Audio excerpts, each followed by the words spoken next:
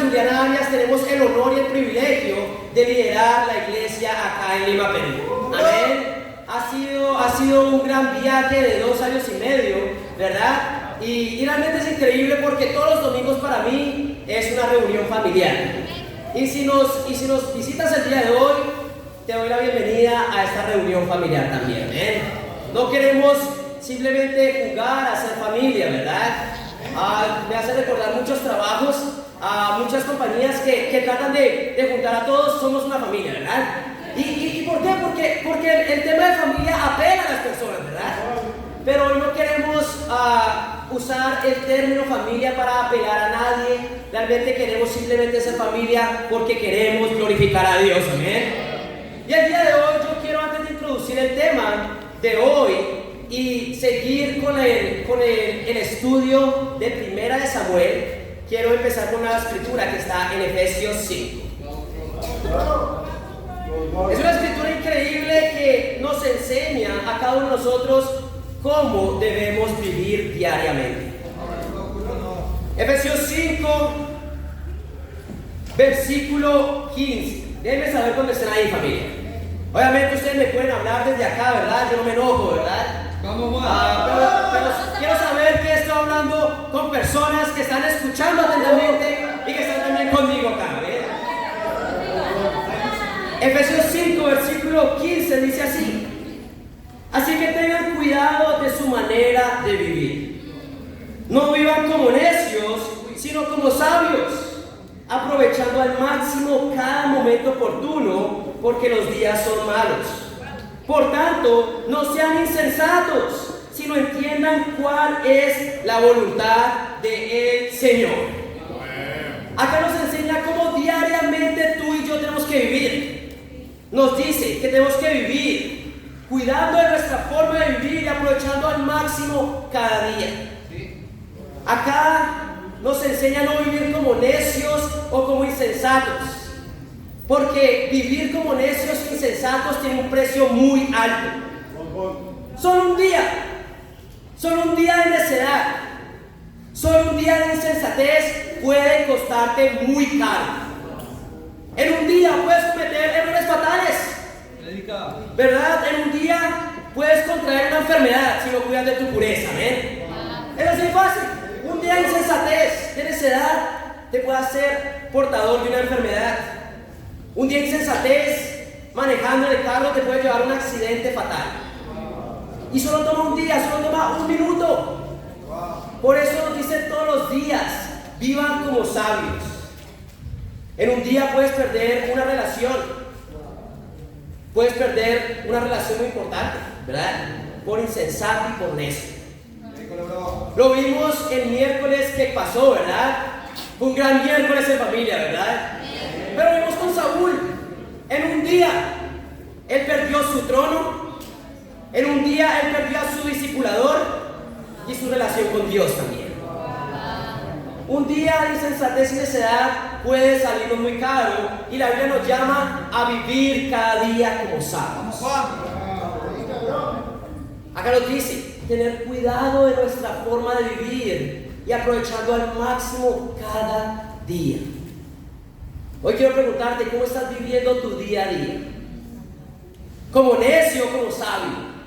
Bueno, el día de hoy queremos aprender a ser sabios, y por eso el título de mi clase el día de hoy es Viviendo como sabios, no como necios. Viviendo como sabios, no como necios. Hoy vamos a aprender 4 principios espirituales para vivir como sabios y aprovechar cada día al máximo. ¿Quién está animado el día de hoy por eso? Vamos entonces con nuestro texto principal, que está en Primera de Samuel, capítulo 16. Vivan como sabios, dice. ¡Qué increíble! No como necios. Primera de Samuel 16, vamos a empezar desde el versículo 1. Y como dije antes, ¿cuál es el contexto de esta escritura? El contexto de esta escritura es que el rey que Dios había ungido, llamado Saúl, se había comportado como un necio o un insensato. ¿Por qué? Porque primeramente no había obedecido a Dios completamente, y la clase pasada aprendimos que obediencia parcial es que desobediencia total. No existe tal cosa como obediencia parcial ante Dios, porque la obediencia parcial es obediencia total. Este hombre, siendo necio y insensato, no solo hizo las cosas a su manera, sino que al ser llamado al arrepentimiento siguió insistiendo en por qué él estaba en lo correcto, porque sus intenciones realmente eran las correctas en vez de haber hecho lo que Dios le había pedido. Vamos, bro. ¿Cuál fue la consecuencia de esto? Dios lo destituye del trono de Israel. Y acá Samuel, su discipulador, ¿verdad? La persona que lo había entrenado está muy triste. Un discipulador es una persona que te entrena espiritualmente, y Samuel estaba muy triste porque su hijo en la fe se había apartado de Dios. Vamos a leer versículo 1. Dice así: el Señor le dijo a Samuel: ¿cuánto tiempo vas a quedarte llorando por Saúl, si ya lo he rechazado como rey de Israel? Mejor llena de aceite tu cuerno y ponte en camino. Voy a enviarte a Belén, a la casa de Isaí, pues he escogido como rey a uno de sus hijos. ¿Y cómo voy a ir?, respondió Samuel. Si Saúl llega a enterarse, me matará.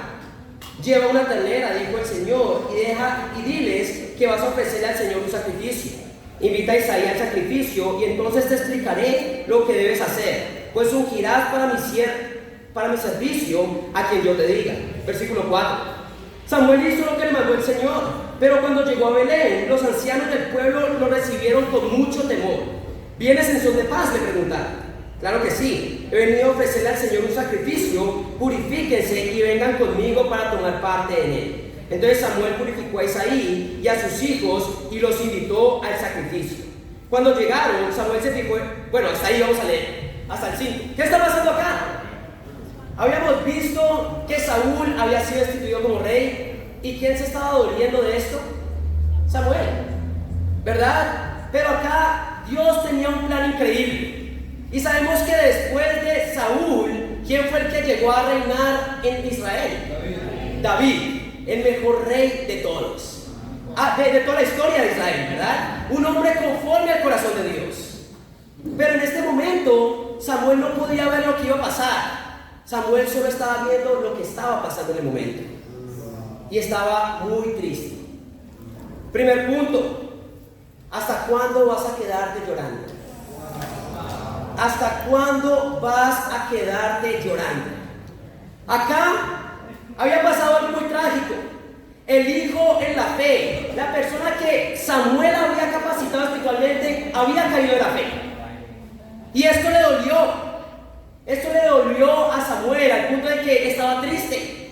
Pero al punto llegó que Dios le tuvo que decir: ¿hasta cuándo vas a quedarte llorando? La realidad, me niego a pensar que Dios es un Dios insensible, porque Dios no es insensible. Dios es un Dios amoroso. Dios es un Dios lleno de compasión. Pero hay un momento en que tu tristeza, hay un momento en que tu desánimo por algo malo se comienza a volver tóxico. ¿Y de qué? Te hace caer en un estado de ¿qué? De bloqueo espiritual, donde dejas de actuar porque estás más enfocado en tus emociones y en lo que pasó que en el plan de Dios después. ¿Están conmigo, familia?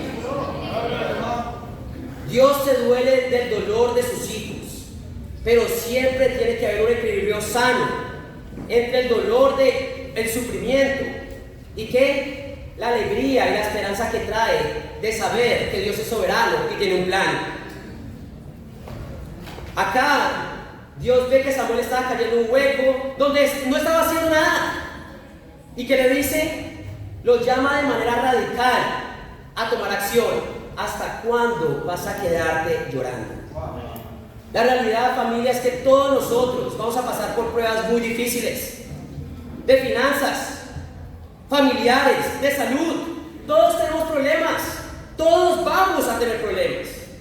Y tenemos que aprender a sentir el dolor de estas cosas. Dios no quiere que seas de palo, ¿verdad? Dios no nos hizo de palo para no sentir nada, pero tampoco para ser esclavo de nuestras emociones.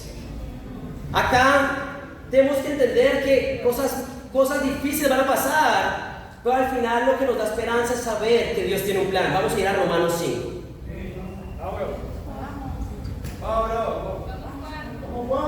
¿Hasta cuándo vas a quedarte llorando? le dijo el Señor a Samuel. En Romanos 5, versículo 1, déjenme saber, familia, cuando estén ahí. Dice así: en consecuencia, ya que hemos sido justificados mediante la fe, tenemos paz con Dios por medio de nuestro Señor Jesucristo. También por medio de Él y mediante la fe tenemos acceso a esta gracia en la cual nos mantenemos firmes. Así que nos regocijamos en la esperanza de alcanzar la gloria de Dios. Amén. Esto es increíble. Estos primeros versículos nos está diciendo que gracias a la fe en nuestro Señor Jesús tenemos una esperanza más grande en el cielo. Amén. Y realmente es que tenemos que regocijarnos en el hecho de que nuestra fe nos va a llevar al cielo. Pero acá dice, vamos a seguir leyendo en el versículo 3. Y no solo en esto, no solo nos regocijamos en esto, y no solo en esto, sino también en nuestros sufrimientos, porque sabemos que el sufrimiento produce perseverancia. La perseverancia, entereza de carácter, la entereza de carácter, esperanza. Y esta esperanza no nos defrauda, porque Dios ha derramado su amor en nuestro corazón por el Espíritu Santo que nos ha dado. La realidad es que es fácil mantener una actitud positiva cuando todo va bien. Pero es en el momento en que pasan sufrimientos en nuestras vidas que realmente puede Dios hacer cosas increíbles. Dios quiere que los sufrimientos produzcan una cosa: perseverancia. Eso era el error de Samuel. Samuel había caído tanto en sus emociones que había dejado de perseverar y de ver a Dios detrás de todo esto. Dios usa las pruebas para que al final de nosotros perseverar, llenarnos de esperanza. Pero es por medio de la perseverancia. ¿Qué quiere decir acá? El dejar de tomar acción en medio de momentos difíciles y quedarse lamentando simplemente por lo malo que está pasando es exactamente lo que Satanás desea. Wow, vamos. Satanás solo quiere que te quedes llorando por las cosas difíciles que pasan en tu vida. ¿Por qué? Porque él quiere que la prueba no te llegue a perseverar. Pero es lo contrario a lo que Dios nos dice. Nos regocijamos con los sufrimientos porque esto produce perseverancia. El quedarte estático espiritualmente, quedarte simplemente revolviéndote en tus emociones, solo es una trampa de Satanás para hacerte caer de la fe. La realidad es que Samuel pasó por una de las pruebas más difíciles: ver a su hijo en la fe dejar a Dios. Wow. Y eso duele. Este hombre ungió a Saúl. Este hombre entrenó a Saúl. Este hombre convivió con Saúl. Y este hombre tuvo que ver a Saúl, su hijo en la fe, retirarse de la fe. Esto causa mucha tristeza. Y la realidad es que era normal que él sintiera tristeza, pero Samuel llegó a un punto que se estaba dejando llevar por sus emociones al punto de la inacción. Y Dios tenía que intervenir. ¿Con un qué? ¿Hasta cuándo vas a quedarte llorando? Ve y haz algo al respecto. Si Samuel no salía de ese estado, no hubiera pasado lo que pasó después, que era que el mejor rey que jamás había tenido Israel había llegado, un hombre conforme al corazón de Dios. Y hoy todos podemos sentirnos identificados con Samuel. La verdad es que todos acá en la iglesia vamos a pasar por un momento en que alguien muy especial va a dejar a Dios. Wow. Personas especiales, personas que amamos, van a dejar de perseverar en su relación con Dios. ¿Por qué? ¿Cómo lo sé? Porque la Biblia lo dice. Porque Dios nos lo estaba advirtiendo desde el principio. La puerta es estrecha. La puerta es estrecha. Hay personas que van a dejar de perseverar. Porque sé que todos vamos a tener que pasar por esto. Porque el amor de muchos, dice la Biblia, se enfriará. Y comenzarán a pensar más en ellos mismos que en Dios, que en las personas. ¿Cómo lo sé? Porque la Biblia nos dice: el diablo anda como león rugiente buscando a quien devorar. Y la persona que se aísla, y la persona que es débil espiritualmente, no se mantiene fuerte, y la persona también joven espiritualmente, es una presa fácil para Satanás. Por eso sé que muchos de nosotros vamos a pasar por la prueba que pasó Samuel, de ver a una persona muy querida alejarse de Dios. La pregunta es, ¿qué vas a hacer tú? ¿Vas a aceptar la soberanía de Dios o vas a quedarte llorando? La realidad, cuando alguien que ha estudiado la Biblia y vemos que ha estado perseverando hasta el final se aleja de Dios, nos duele. La realidad es que nos debe doler, nos tiene que doler. Si ves a un hermano apartarte de la fe y no sientes nada, el problema eres tú, el problema es nuestro corazón. Pero el problema es que nos llevamos esa sensación, ese sentimiento y lo llevamos al extremo, al punto de la inacción espiritual. Y nos quedamos quietos, llorando, en vez de ver a Dios en todo esto. Hay un límite para las emociones. Yo tengo la gran oportunidad de haber estudiado psicología. Y entiendo las emociones. Las emociones son increíbles. Las emociones son un regalo de Dios. Pero el problema es que son herramientas. Pero muchos de nosotros la volvemos señores de nuestras vidas. Un desánimo, una tristeza maltratada se vuelve simplemente depresión. Es la realidad porque no supiste ¿qué? No supiste ver la bondad de Dios en todas las cosas. Tenemos que ver que cada cosa, cada emoción no tratada por Dios se vuelve un problema emocional. Que tú y yo tenemos que empezar a tratar. Hoy hay un límite para el dolor y Dios entiende eso. Porque la trampa de Satanás con la prueba es que tú dejes de perseverar en tu fe. ¿Verdad? Que dejes de tomar acción. ¿Qué quiere decir esto? Porque hay un punto donde Satanás usa la prueba para que tú mismo dejes de perseverar en la fe. Para que tú mismo dejes de perseverar en la fe y te preguntes si vale la pena realmente tanto dolor. ¿Vale la pena amar tanto a una persona y ver alejarse de ella? ¿Será que sí vale la pena estar fiel hasta el final? Vamos, hermano. O en el mejor de los casos, así no te apartes de la fe, que creas que dejes de dar tu corazón para amar a las personas. Voy a proteger mi corazón, porque cada vez que alguien se retira me duele mucho. La realidad es que la prueba te está llamando a perseverar, porque Dios quiere darte una esperanza. ¿Están conmigo, familia? Yo quiero levantar a dos hermanas que me inspiran y me van a inspirar hasta el final de mis días. Ellos son nuestra hermana Tania y nuestra hermana Elena. Ahora conocen a Tania y Elena. Son increíbles mujeres. Y lo mejor de todo es que sus esposos también son discípulos, amén.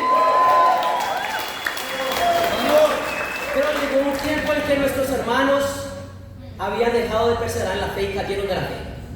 Los esposos de nuestra hermana Elena y Tania dejaron de perseverar en la fe en un momento de su vida. ¿Y sabes qué? Yo no creo que pueda haber dolor más grande que ese dentro de la iglesia. Que ver que tu cónyuge se aleja de Dios. Y la verdad, Satanás no quería que ellas perseveraran.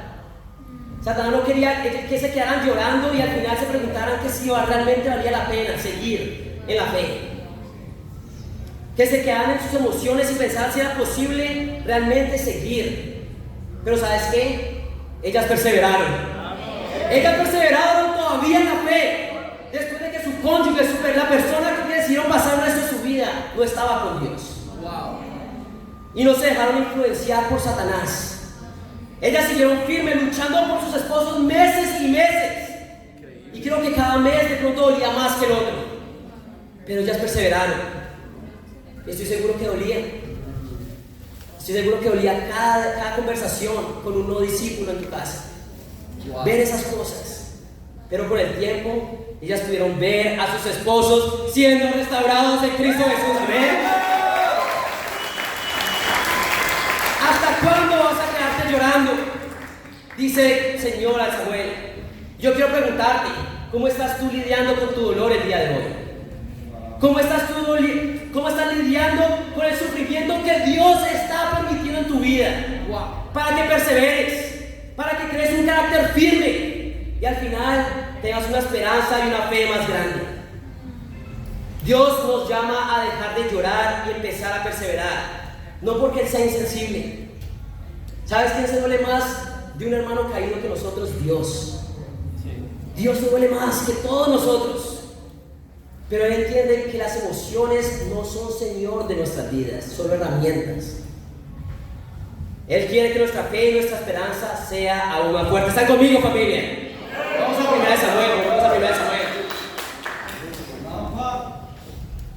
1 Samuel, seguimos leyendo el capítulo 16, versículo 6. ¿Están ahí, hermanos? ¿Están animados el día de hoy? Amén, increíble. Seguimos, dice versículo 6. Cuando llegaron, Samuel se fijó en Eliab y pensó, sin duda que este es el ungido del Señor. Entonces, ¿qué pasa acá? Acá este hombre se va mandado por Dios a ungir al nuevo rey y vio a un hombre llamado Eliab. No sé qué vio en Eliab, de pronto vio a un hombre grande, fortudo, bonito. Siento que estoy describiendo a Aymar. ¿Me siento? ¡Vamos a Aymar! Vio algo en Eliab, ¿verdad? Y dijo, seguramente este es el hombre que Dios ha escogido. Versículo 7. Pero el Señor le dijo a Samuel, no te dejes impresionar por su apariencia ni por su estatura, pues yo lo he rechazado. La gente se fija en las apariencias, pero yo me fijo en el corazón. Entonces Isaí llamó a Abinadab para presentárselo a Samuel, pero Samuel dijo, a este no lo ha escogido el Señor. Luego le presentó a Samá y Samuel repitió, tampoco a este lo ha escogido. Isaí le presentó a 7 de sus hijos, pero Samuel le dijo, el Señor no ha escogido a ninguno de ellos. Son estos todos tus hijos. Acá vemos a un hombre pasándole a todos sus hijos. Tiene que ser este, tiene que ser este, tiene que ser este. Y como que ya se rindió el papá. Y Samuel queda como, ¿qué? Acá hay algo malo. Un hijo tuyo tenía que ser ungido, pero ya me has pasado, ¿ya están todos? Y me imagino al papá, bueno, hay uno por allá en el rincón, no sé si lo voy a hacer. Es como ya intenté todo, pero no creo que sea el que estás buscando. Bueno, versículo 11, son estos todos tus hijos. Queda el más pequeño, respondió Isaí, pero está cuidando el rebaño. Es como, no creo que sea él, déjalo ahí que está ocupado. Manda a buscarlo, insistió Samuel, que no podemos continuar hasta que él llegue. Isaí mandó a buscarlo y se lo trajeron. Era buen mozo, trigueño y de buena presencia. El Señor le dijo a Samuel, este es, levántate y unge. Samuel tomó el cuerno de aceite y ungió al joven en presencia de sus hermanos. Entonces el Espíritu del Señor vino con poder sobre David y desde ese día estuvo con él. Luego Samuel regresó a Ramá. Acá vemos la unción de David, ¿verdad?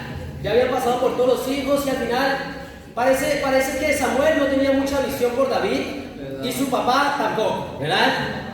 Doy gracias a Dios que David no creó traumas, ¿verdad? De niñez. ¿Verdad? Cuando tus papás no te quieren, crean traumas en nosotros, ¿verdad? Pero David tenía un verdadero padre en el cielo que lo llevó a ser fuerte, ¿ven? Pero acá vemos diferentes principios. Uno de esos principios es que no importa quién seas, no importa lo que las personas piensen de ti, si Dios tiene un llamado, te va a escoger para hacer grandes cosas. Y los planes que Dios tiene para cada uno de nosotros no está basado ni en lo que tú piensas de ti, ni en lo que las personas piensan de ti, ni cómo te veas. Dios tiene un plan para cada uno de nosotros, independiente de las apariencias. ¿Están conmigo, chicos? Y yo sé que hay muchos de nosotros que no nos vemos como líderes. Yo sé que hay muchos de nosotros que no vemos como líderes a otros. Pero ¿sabes qué? Eso es lo que menos importa.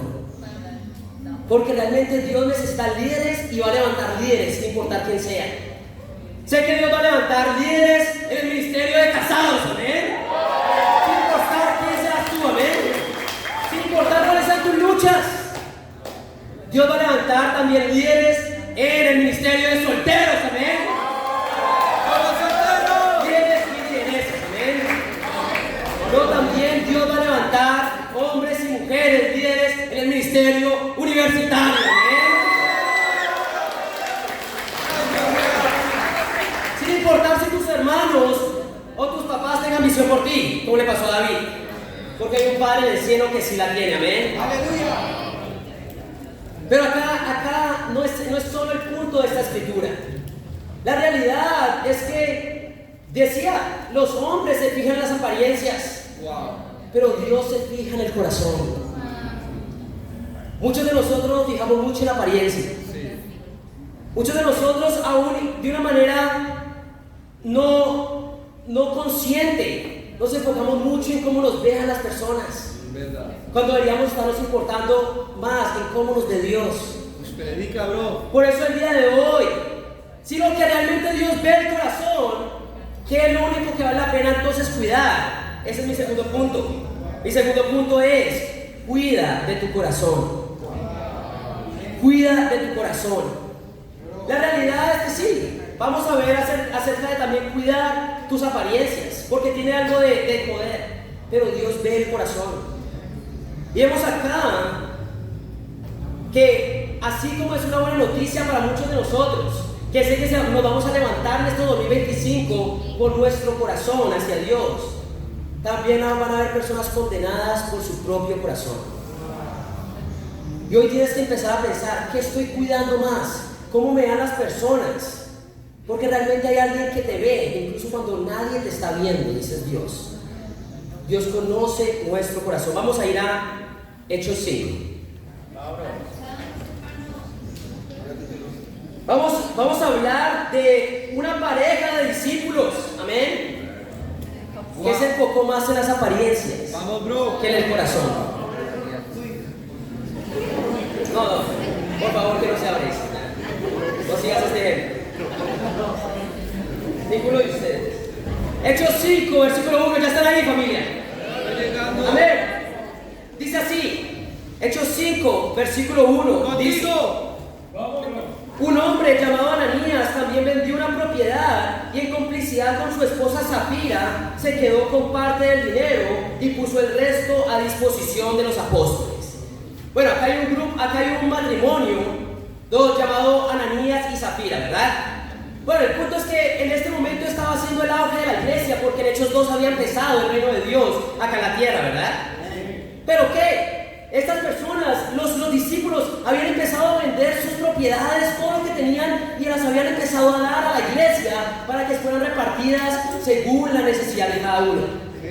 En este auge de generosidad aparecen Ananías y Zafira, diciendo que nosotros tenemos un terreno, nosotros también queremos participar en todo eso. ¿Qué hicieron? Ellos vendieron el terreno y, aún teniendo todo el dinero, dieron solo una parte del dinero que habían recibido.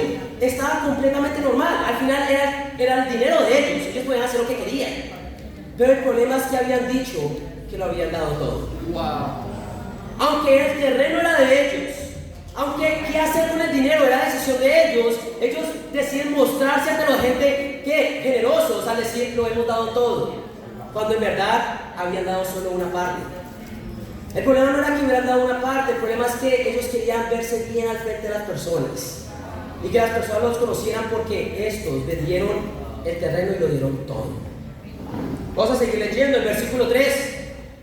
Ananías le reclamó Pedro: ¿cómo es posible que Satanás haya llenado tu corazón para que le mintieras al Espíritu Santo y te quedaras con parte del dinero que recibiste por el terreno? ¿Acaso no eran tuyos antes de venderlo?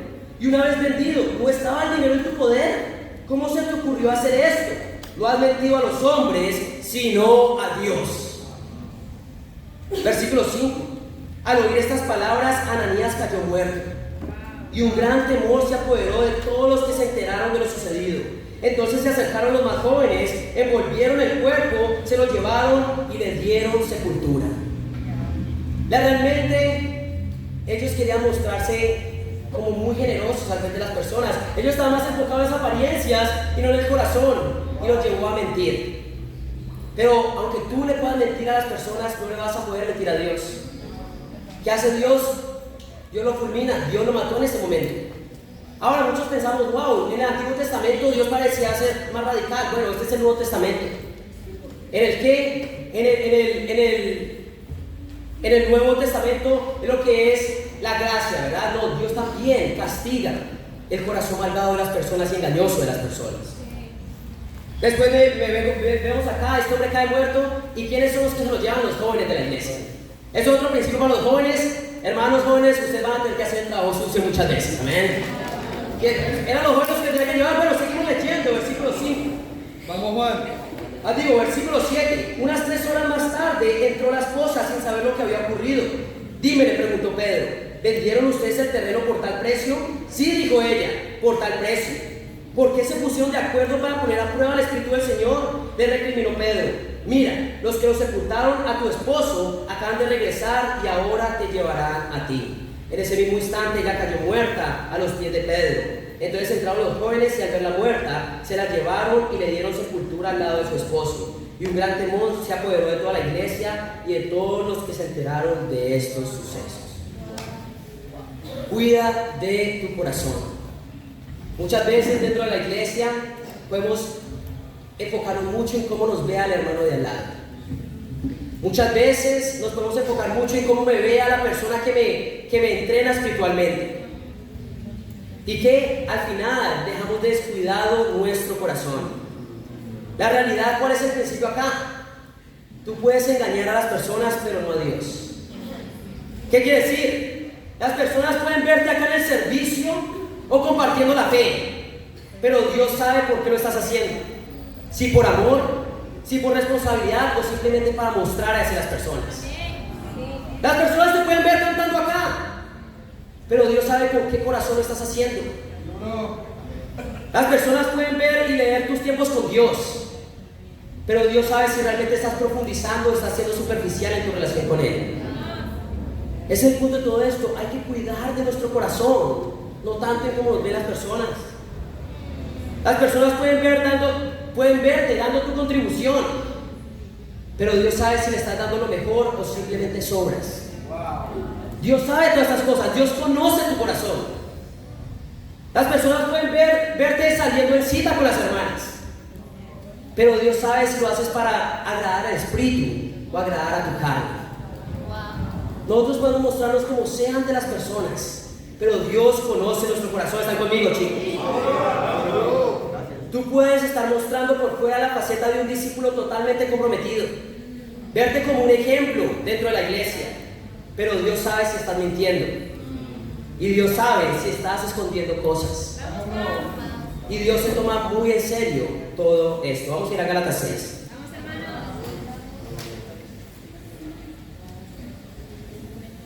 En Gálatas 6, vamos a leer el versículo 7. Déjenme saber, familia, cuando estén ahí. Dice así, Gálatas 6, dice, versículo 7. No se engañen. De Dios nadie se burla. Cada uno cosecha lo que siembra. El que siembra para agradar a su naturaleza pecaminosa, de esa misma naturaleza cosechará destrucción. El que siembra para agradar al Espíritu, del Espíritu cosechará vida eterna. Predica. Acá nos dice, Dios conoce tu corazón y las intenciones de tu corazón van a ser la consecuencia de tu vida. Si tú estás haciendo las cosas para agradar a tu carne, esas van a ser los frutos de tus acciones. Pero si es para agradar a Dios, vas ¿a qué? Dice la Escritura, vamos a cosechar vida eterna. Hoy quiero preguntarte, ¿qué todavía no ha salido de la luz? ¿Qué es lo que has estado escondiendo por meses, por semanas, por días, y que todavía no ha salido de la luz? No tiene que ir allá, pero pueden anotar Primera de Juan 1:5. Primera de Juan 1:5 dice: este es el mensaje que hemos oído de Él y que anunciamos. Dios es luz y en Él no hay ninguna oscuridad. Realmente en Dios no hay ninguna oscuridad. Mi pregunta es, ¿estás sacando tú todo a la luz? Porque si en ti hay oscuridad todavía, tú no estás con Dios. Porque en Él no hay oscuridad. Hoy, pregúntate, ¿cómo estoy siendo? ¿Qué tan íntegro estoy haciendo en mis tiempos de discipulado? Con mi transparencia, con mi honestidad. ¿Estoy confesando todo o estoy moldeándolo a mi manera? Creo que todo lo que estoy haciendo está bien ante mis ojos, pero aún así sigo haciendo cosas que sé que no están del todo bien. Hoy tienes que empezar a traer toda la luz. ¿Cómo van tus contribuciones el día de hoy? ¿Qué estás dando a Dios? Tú puedes dar lo que sea, nadie te va a obligar a dar nada, pero Dios conoce. Hay un principio con Dios y Dios quiere no sobras. Él quiere lo mejor de nosotros. No importa cuánto sea, Él quiere lo mejor de nosotros. Por eso, hoy quiero darte un reto. Si hay algo que esté en la oscuridad, sácalo a la luz el día de hoy. Si hay alguna mentira, si hay algún pecado que sabes que tienes que hablarlo y lidiarlo, comienza a hablarlo y comienza a traer las cosas a la luz. Porque Dios se fija en el corazón y no en las apariencias. Y eso va a ser muy bueno para muchos, amén. pero también un motivo de condenación para muchos otros. Vamos a ir a 1 Samuel 16. 1 Samuel 16. Hoy ponte a preguntarte, hoy realmente comienza a indagar tu corazón en la Santa Cena. No te atrevas a tomar la Santa Cena con cosas escondidas en tu corazón. Te vas a condenar a ti mismo. Es mejor que no tomes la Santa Cena a que la tomes de una manera indigna, escondiendo pecado y en la oscuridad. Hoy comienza a sacar toda la luz y después toma la Santa Cena. ¿Están conmigo, hermanos? Seguimos leyendo en el versículo 14, versículo 10 del capítulo 16. ¿Están conmigo, familia? Amén. Dice así: el espíritu del Señor se apartó de Saúl y en su lugar el Señor le envió un espíritu maligno para que lo atormentara. Vamos a parar ahí. ¿Qué pasó con Saúl? Dios le envió un espíritu maligno para que lo atormentara. ¿Por qué? Por la insensatez y la necedad anteriormente, ¿verdad? El miércoles vimos, este hombre había caído en pecado y siguió siendo terco en arrepentirse. Él seguía diciendo: no, yo hice esto porque me pareció lo correcto. No, yo lo hice porque me pareció, pero él había desobedecido. ¿Y cuál fue la consecuencia de su insensatez? Bueno, simplemente un espíritu maligno atormentándolo. Y te estoy seguro que si el día de hoy tú estás escondiendo pecado, va a pasar lo mismo contigo. Ese tormento de esconder oscuridad en ti te va a atormentar. Ese espíritu te va a atormentar. No podemos vivir tranquilos si realmente estamos en la oscuridad. ¿Están conmigo, familia? Sus servidores le dijeron: como usted se dará cuenta, un espíritu maligno de parte de Dios lo está atormentando. Así que ordene su majestad a estos siervos suyos que busquen a alguien que sepa tocar el arpa. Así cuando lo ataque el espíritu maligno de parte de Dios, el músico tocará y su majestad se sentirá mejor. Bien, le respondió Saúl: consígame un buen músico y tráiganlo. Uno de los cortesanos sugirió: conozco un muchacho que sabe tocar el arpa. Es valiente, hábil guerrero, sabe expresarse y es de buena presencia. Además, el Señor está con él. Su padre es Isaí, el de Belén. Versículo 19. Entonces Saúl envió a sus mensajeros a Isaí para decirle: mándame a tu hijo David, el que cuida del rebaño. Isaí tomó un asno, alimento, un odre de vino y un cabrito, y se los envió a Saúl por medio de su hijo David. ¿Qué está pasando acá? Vemos que Saúl está siendo atormentado por un espíritu maligno que Dios permitió en su vida por su necedad y terquedad, ¿verdad? Pero le dan una solución: vaya a traer a alguien que pueda realmente aliviar lo que está sintiendo. ¿Y qué? Uno de los servidores piensa acerca de un hombre, ¿verdad? Un hábil guerrero, un valiente, o sea, que sabía expresarse y de buena presencia. ¿Y qué? Mandan a traer a David. Esto va por el punto anterior.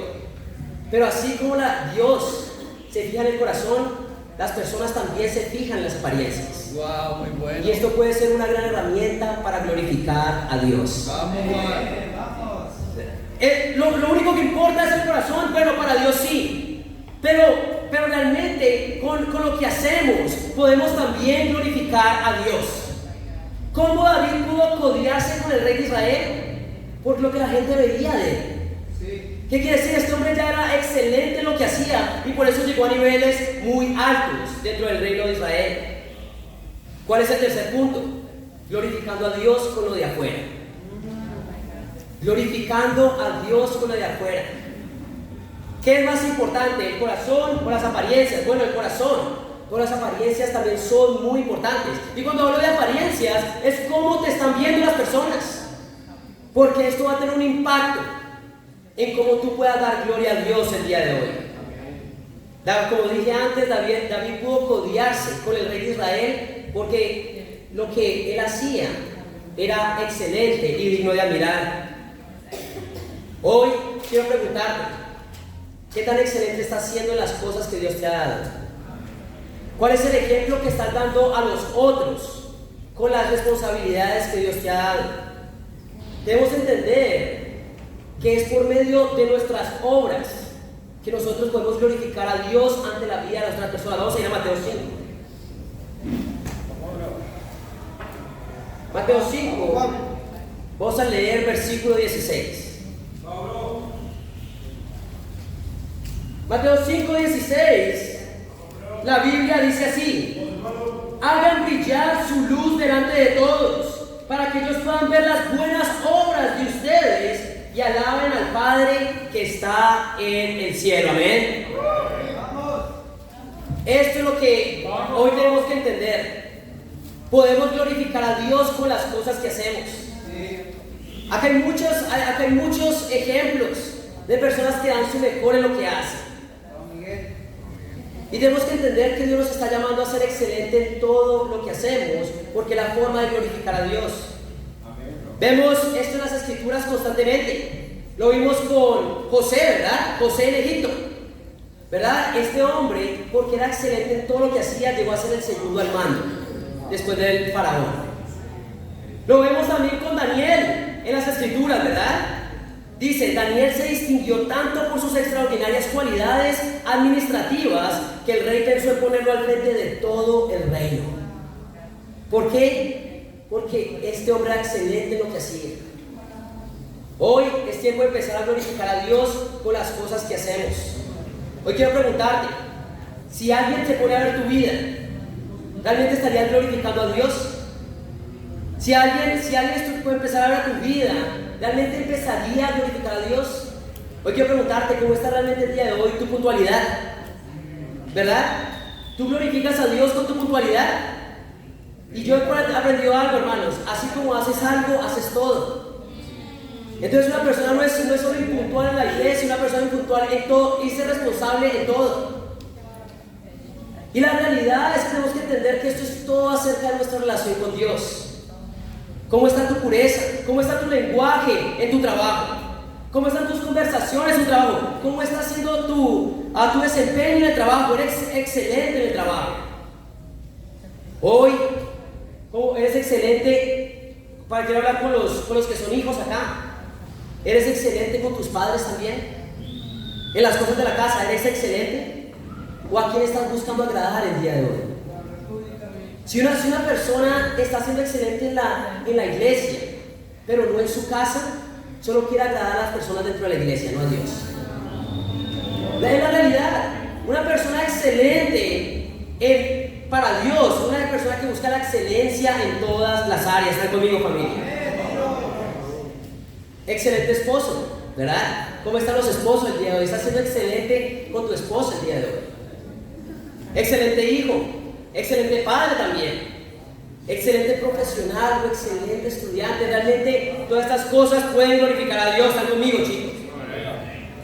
¿Cómo te estás mostrando ante las personas el día de hoy? ¿Qué tanto estás llevando gloria a Dios en las cosas que haces? ¿Y cómo las estás haciendo el día de hoy? Dios ve el corazón, pero las personas ven lo de afuera. Y es por las obras que tú hagas que ellos van a glorificar a Dios. ¿Están conmigo, chicos? Vamos a leer Colosenses 3. Vamos, muy bueno. Vamos, Colosenses 3. Déjenme saber, familia, cuando estén ahí. Y déjenme saber si realmente están animados el día de hoy. Porque hay muchas caras que me preocupan, ¿verdad? Amén. Tenemos que entender, esta escritura nos va a dejar llevar a entender cómo alguien puede ser excelente en todo lo que hace.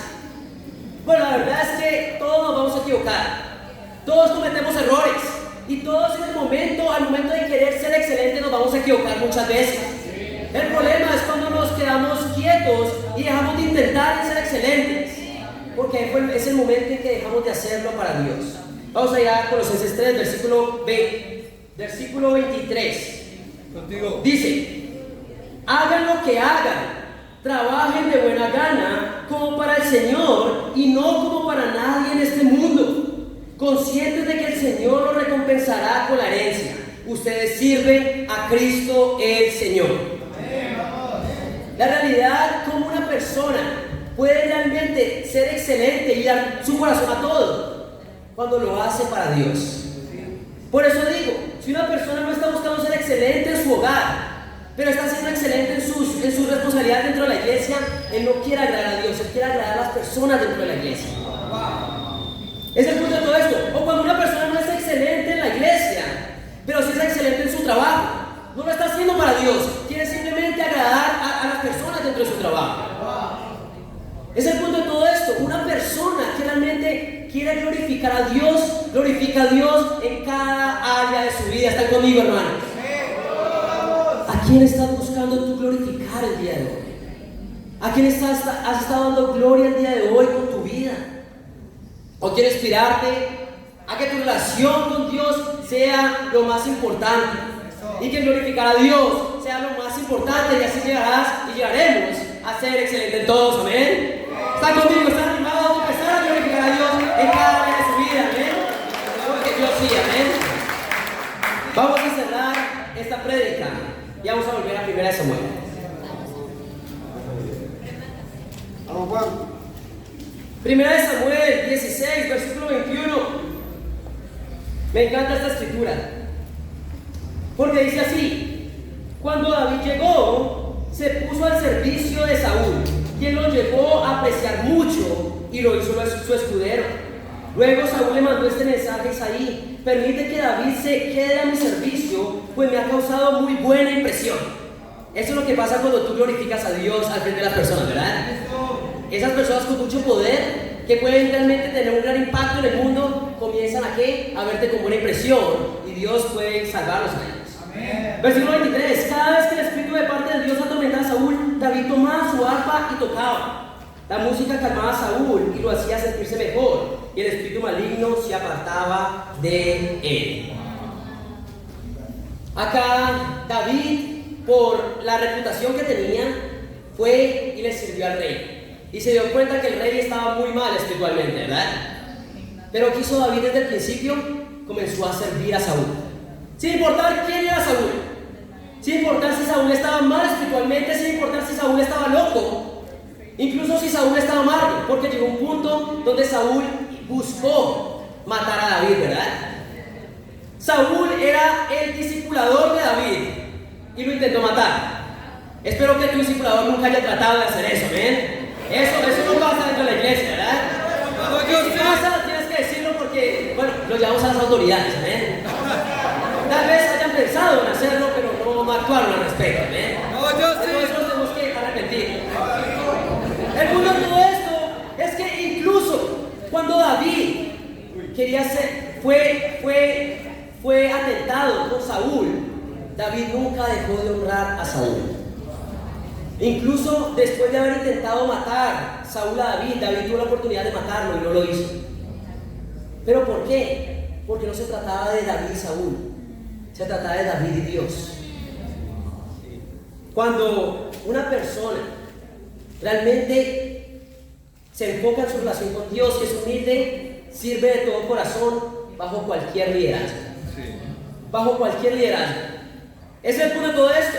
Y ese es el último punto: sirviendo de todo corazón bajo cualquier liderazgo. Vamos, Juan.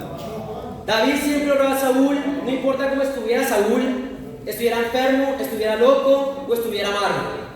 David honró a Saúl, y eso es una cualidad de un verdadero hombre y mujer de Dios.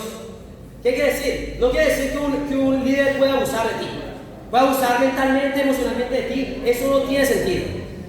Pero la realidad es que todos los líderes somos imperfectos. Todos los líderes van a ser imperfectos. Y solo cuando una persona tiene una verdadera conexión con Dios, Dios le da la humildad. ¿Para qué? Para dar todo su corazón bajo cualquier liderazgo. Y la realidad es que un gran ejemplo para mí de esto es la iglesia de Lima. Ustedes me han aguantado a mí, creo que no. Pero quiero dar un poco de contexto a los que no saben muy mucho de la historia de la iglesia de Lima, ¿eh?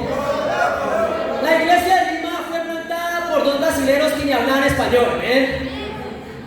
Y la iglesia de Lima comenzó a honrarlos y a dar su corazón, a pesar de que esas personas no sabían hablar español, ¿verdad? Aprendieron, ¿verdad? Ellos querían te animar, ¿verdad? Mucho, siempre.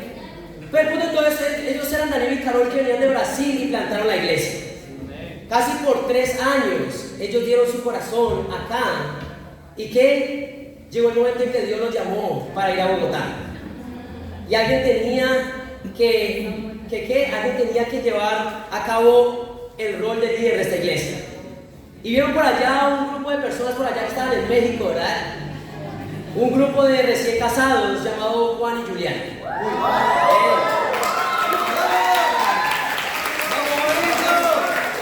Y recuerdo cuando llegué a Lima, ¿verdad? Joven, inexperto con inseguridades, y me voy joven, inexperto y con inseguridades. No, realmente llegué no preparado, ¿verdad? No llegué no preparado, no sabía muchas cosas del liderazgo, no sabía que era liderar una iglesia. En este momento tenía 27 años, creo que tenía, si no eran 26. El caso es que la iglesia de Lima me acercó de manera muy amorosa. Desde el principio me mostraron amor a mí y a mi esposa, ¿verdad? Y ustedes se han vuelto familia para nosotros, ¿verdad? Y en este tiempo he podido vivir mis mejores momentos espiritualmente dentro de la iglesia de Lima, amén. Amén. Y por eso dieron su corazón a pesar de cualquier liderazgo, lo dieron con Daniel y Carol, lo han dado con nosotros. Yo quiero ir a la escritura que está en Juan 3. Vamos, Juanito. Ay, Dios mío. Juan 3.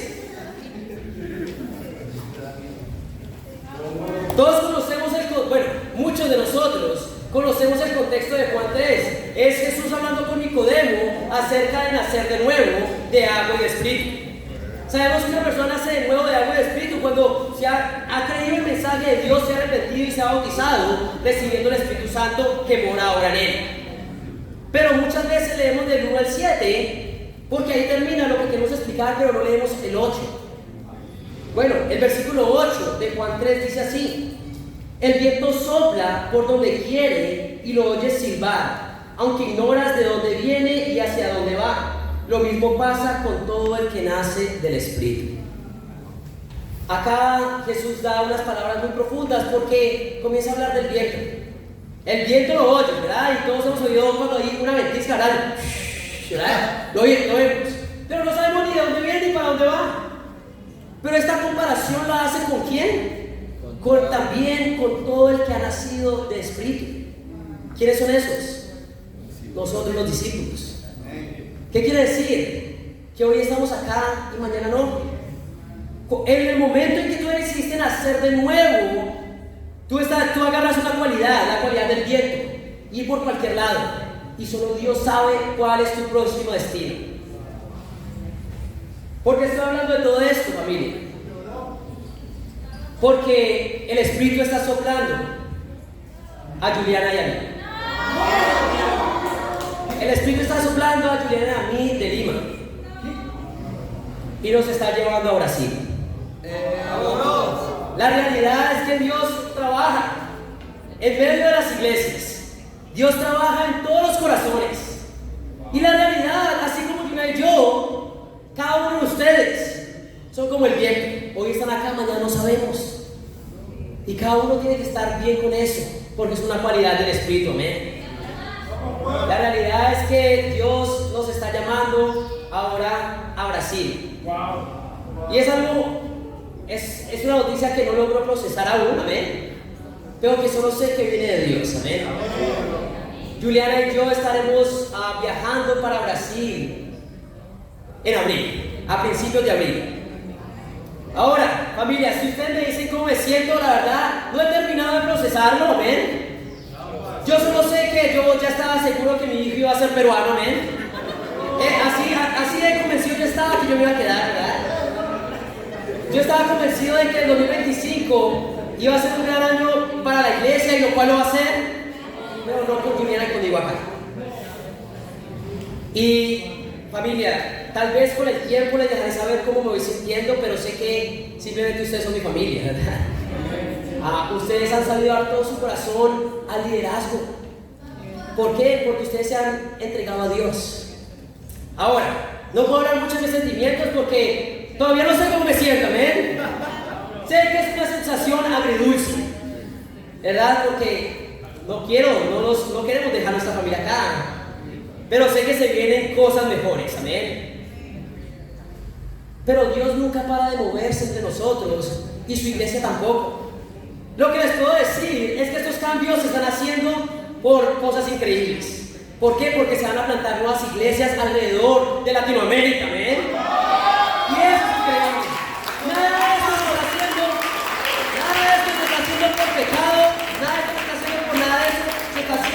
Dios se está moviendo en Latinoamérica, amén.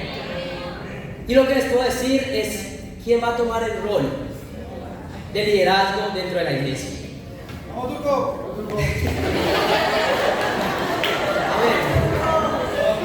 Tal vez en algún momento, pero esta vez no es culpa, ¿verdad? Muchos de ustedes conocen a Waldir y Carol Caro, ¿eh? ¿Quién es Waldir y Carol Caro, eh? Bueno, Waldir y Carol, Waldir es un peruano, ¿verdad? Peruano, el primer evangelista peruano del movimiento, ¿eh? Bautizado hace más de 10 años en Sao Paulo, Brasil, ¿verdad? Y que ahora está terminando su doctorado en ciencias de la computación, ¿eh? Entonces este hombre es increíble, pero su esposa no es menos increíble también, ¿eh? Porque Carol es contadora, ¿verdad? De carrera y lleva 7 años en la fe también. Bautizada también en la iglesia de Sao Paulo, ¿verdad? ¿Qué quiere decir esto? Ellos han venido creciendo y liderando dentro de una iglesia grande y fuerte. Por eso es que tienen todo para venir a Calima y dar su corazón, amén. Hoy realmente quiero animarlos con ellos porque están recibiendo líderes con más experiencia que nosotros, con más capacitados que nosotros y definitivamente más talentosos que nosotros. Pero con el mismo corazón y objetivo, amén, que es amar a las personas, con el mismo objetivo de que es venir a hacer familia y que glorificar a Dios con sus vidas, amén. Estoy muy feliz de saber que ellos tomarán el liderazgo de esta increíble familia. Y así que si la iglesia pudo dar el corazón a Juan Carlos y Juliana, no tendrán problema en darlo a Waldir y Carol, amén. Entonces, más detalles lo hablaremos, pero la realidad es esa, familia. Dar todo el corazón bajo cualquier liderazgo, porque no se trata de liderazgo, se trata de nuestro corazón hacia Dios el día de hoy. Por eso sé que muchos podemos sentir muchas cosas con estos cambios y hay que sentirlos, ¿verdad? No se entristece, pero llega un punto donde Dios nos va a decir, ok, ya para de llorar, ¿verdad? Tenemos que entender eso. No podemos revolvernos en nuestras emociones. Tenemos que darnos cuenta que Dios quiere hacer cosas increíbles y Dios hará cosas increíbles este 2025, amén. Yo estoy muy feliz de saber eso. Hoy, en conclusión, familia, hemos entendido que la necedad y la insensatez pueden salir muy cara, ¿verdad? La insensatez y la necedad te pueden sacar en un momento. Por eso el vivir como sabios es una necesidad que tenemos todos los días, ¿ven? Y es una decisión diaria. Hoy aprendimos 4 principios muy importantes acerca de vivir sabiamente todos los días. Primero, ¿hasta cuándo vas a quedarte llorando? ¿Hasta cuándo vas a dejar que las cosas difíciles en tu vida te afecten y te creen un bloqueo para actuar espiritualmente? Hoy es tiempo de entender la soberanía de Dios. Segundo punto, cuida de tu corazón, porque es lo que Dios se fija. Es lo más importante. ¿Cómo estás? Estás en la luz el día de hoy. Está tu corazón en la luz el día de hoy. Tercer punto, también es importante glorificar a Dios con lo de afuera, ¿verdad? Tú puedes glorificar a Dios también con lo de afuera a través de lo que las personas vean en ti y los llevará a pensar también de Dios. Y cuarto, sirviendo de todo corazón bajo cualquier liderazgo. La iglesia ha pasado por muchas transiciones y se vendrá una muy increíble también. Entonces se trata de dar todo el corazón en cualquier situación. Por eso, familia, vamos a vivir como sabios todos los días aplicando estos principios y ver cómo Dios se glorifica en nuestras vidas y que para Dios sea toda la gloria. Amén.